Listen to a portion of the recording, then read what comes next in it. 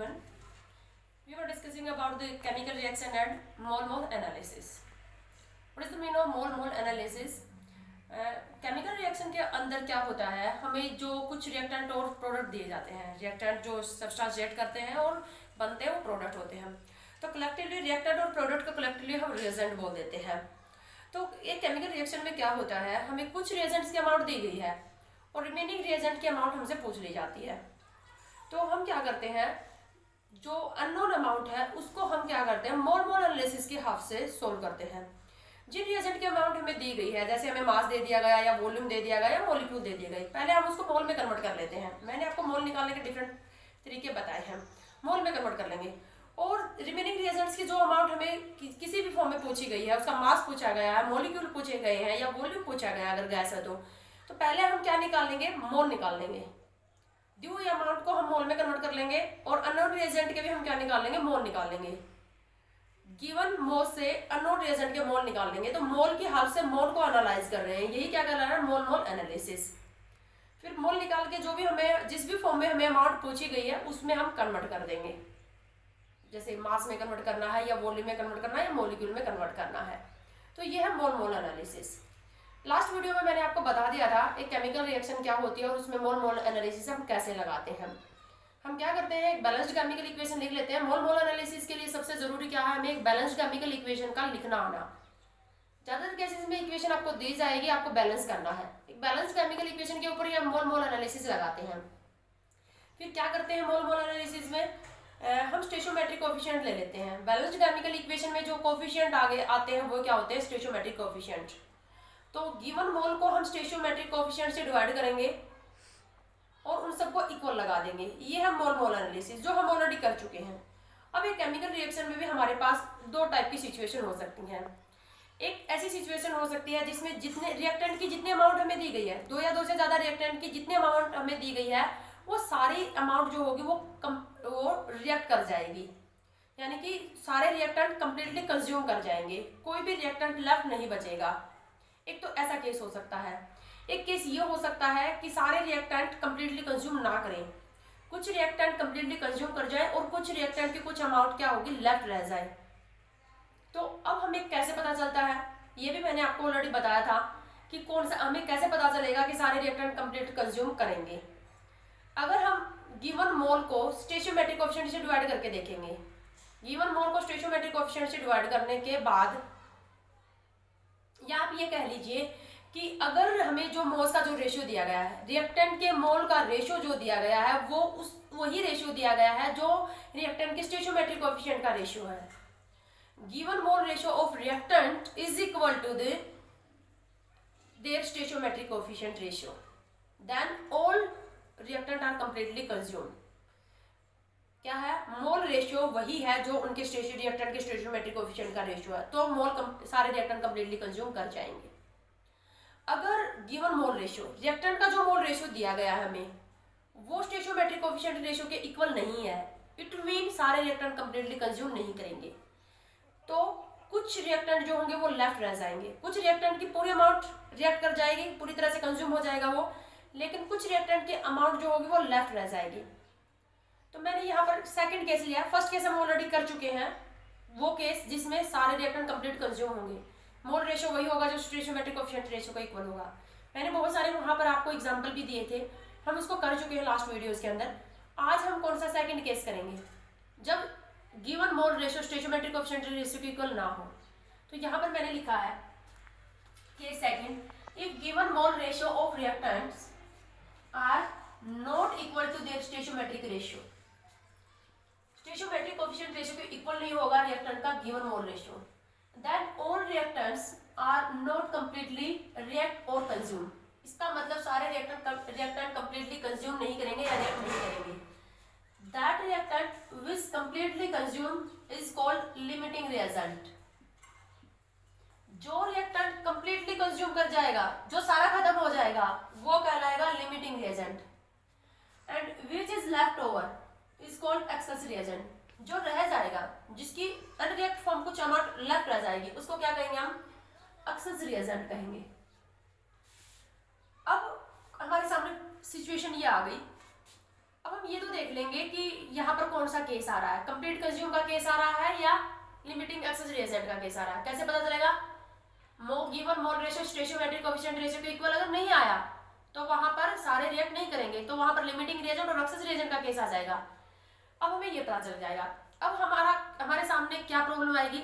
How can we find out which one reactant is completely consume, which reactant act as limiting reagent and which is left over, mean which reactant is excess reagent। दिए हुए reactants में से limiting reagent कौन होगा और excess reagent कौन होगा, इसको हम कैसे पता लगाएं? इसको बहुत आसान तरीके से पता लगाया जा सकता है। How can we find out limiting reagent and excess reagent? सबसे पहले वही काम करेंगे हमें एक बैलेंस्ड केमिकल इक्वेशन लिखनी है, उसके अंदर ही हम पता लगाएंगे कि कौन सा लिमिटिंग रिएजेंट और कौन सा एक्सेस रिएजेंट है। क्या करेंगे हम? Given mole ratio is divide by stoichiometric coefficient of all reactant. जितने भी हमें रिएक्टेंट दिए गए हैं उनका जो मोल रेशियो दिया गया है उसको हम उनके स्टोइचियोमेट्रिक कोएफिशिएंट से डिवाइड करके देखेंगे। The reactant both value obtained minimum is limiting reagent.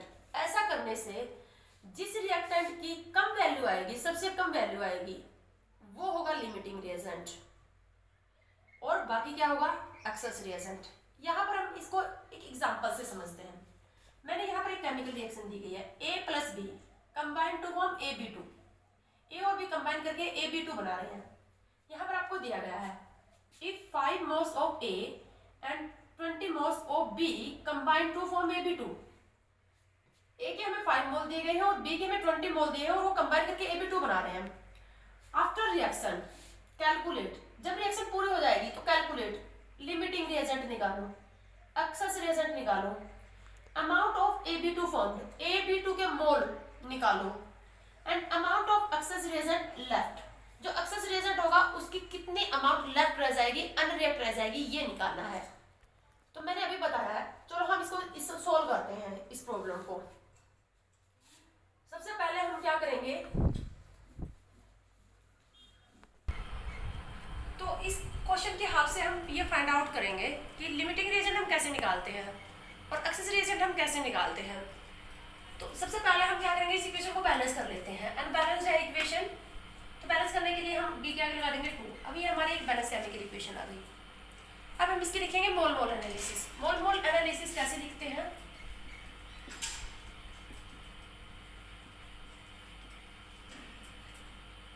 ये स्टोइचियोमेट्रिक कोएफिशिएंट है, इसका 1 है और इसका क्या है 2 और इसका क्या है 1।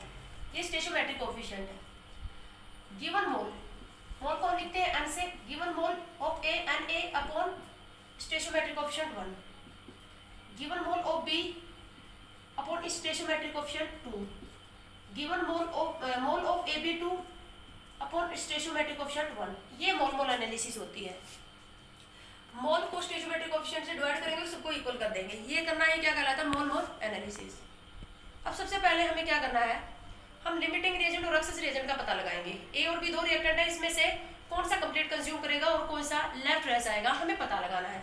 अभी मैंने बताया था क्या तरीका करेंगे, गिवन मोल को स्टोइचियोमेट्रिक कोएफिशिएंट से डिवाइड करके देखेंगे, जिसकी अमाउंट सबसे कम आएगी वो लिमिटिंग रिएजेंट होगा। हम इसको सेपरेट करके देखेंगे। सबसे पहले हमें A के जो मोल दिए गए वो कितने दिए गए 5, और इस A के मोल A कितने दिए 5, और इसका स्टोइचियोमेट्रिक कोएफिशिएंट क्या है 1, तो इसकी वैल्यू आ गई 5। इसी तरह मोल B निकालेंगे हम, हमें मोल B कितने दिए गए हैं 20 और इसका स्टोइचियोमेट्रिक कोएफिशिएंट क्या है 2, तो ये आ गया 10। A के जो मोल आ गए वो आ गए 5 और B के जो मोल आ गए वो 10 आ गए। जिसके कम आएंगे, जिसके सबसे कम आएंगे वो कौन होगा लिमिटिंग रिएजेंट, और जिसके ज्यादा आएंगे वो कौन होगा एक्सेस रिएजेंट। तो सबसे पहला हमारा हमसे यही पूछा था कौन सा रिएक्टेंट लिमिटिंग रिएजेंट है, तो A लिमिटिंग रिएजेंट है। एक्सेस रिएजेंट कौन है? LR है लिमिटिंग रिएजेंट, ER है एक्सेस रिएजेंट। और अब हमें पता चल गया।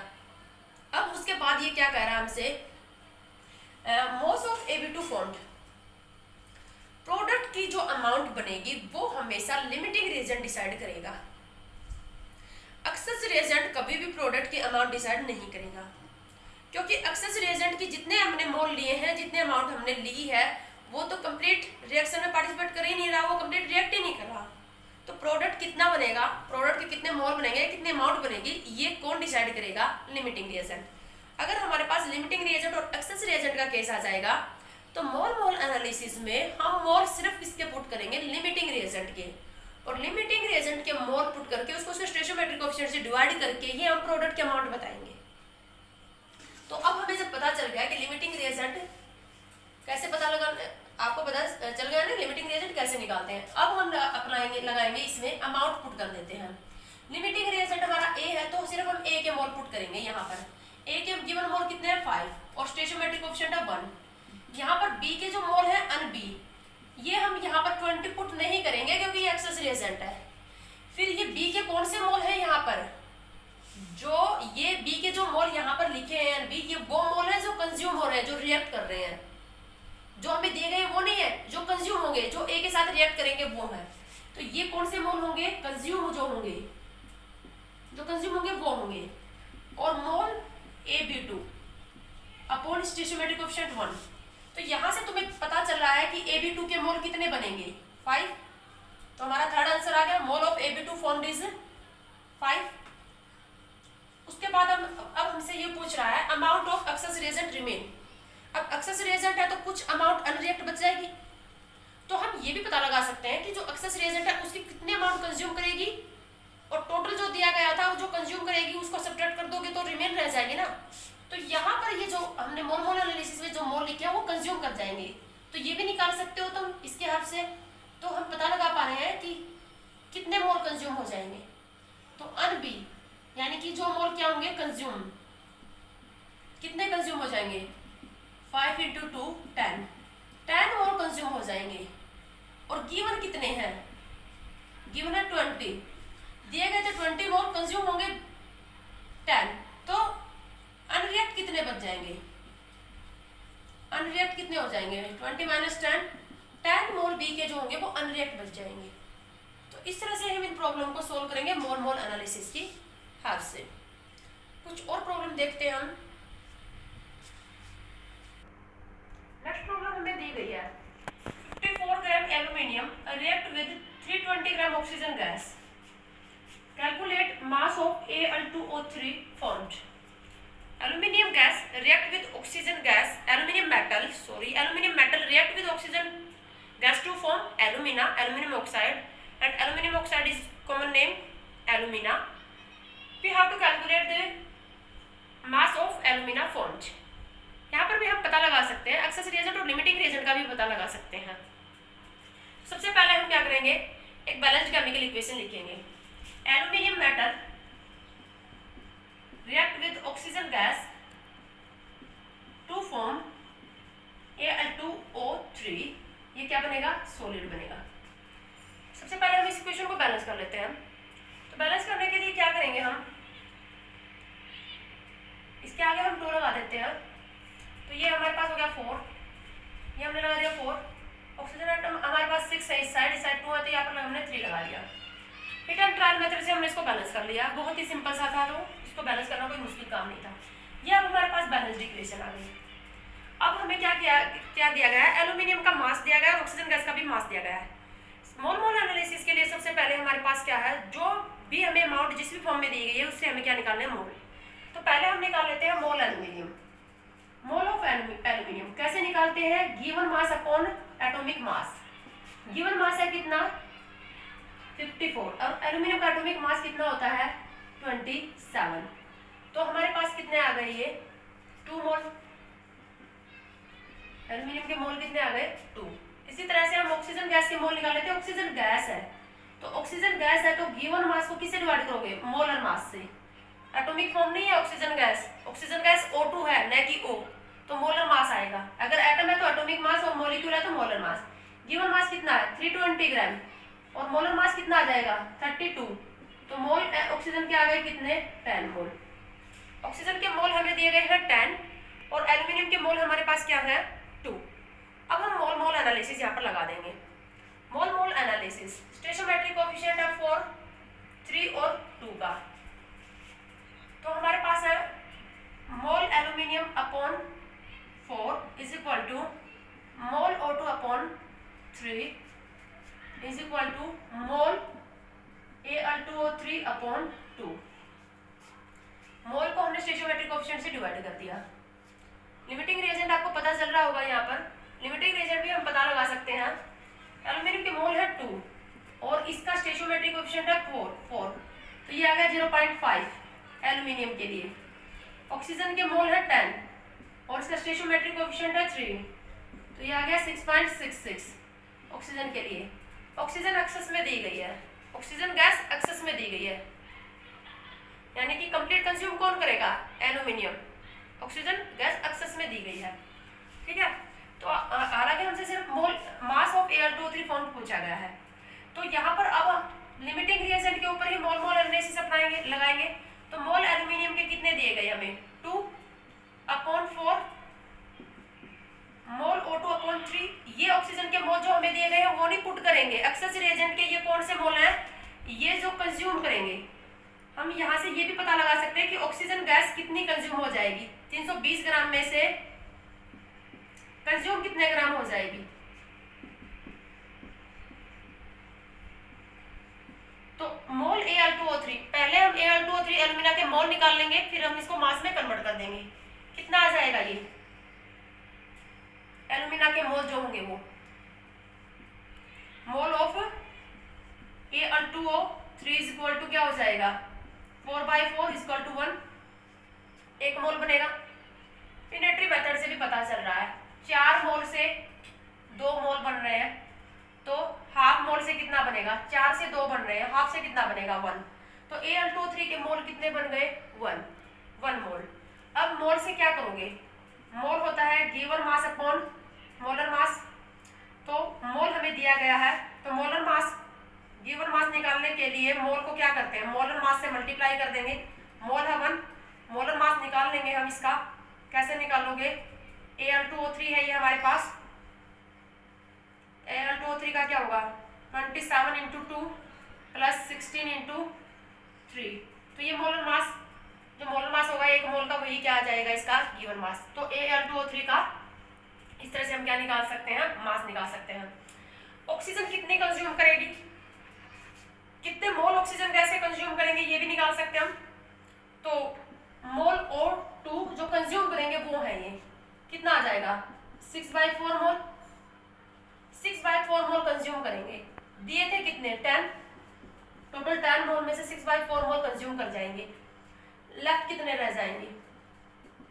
10 - 6/4, इतने मोल ऑक्सीजन गैस के जो होंगे वो लेफ्ट रह जाएंगे। मास पूछा गया है तो मोल को मोलर मास से 32 से मल्टीप्लाई करके मास निकाल सकते हो, कितना मास कंज्यूम हुआ, कितना लेफ्ट रहा। ये थे हमारे पास कौन से क्वेश्चन? लिमिटिंग रिएजेंट और एक्सेस रिएजेंट के क्वेश्चन।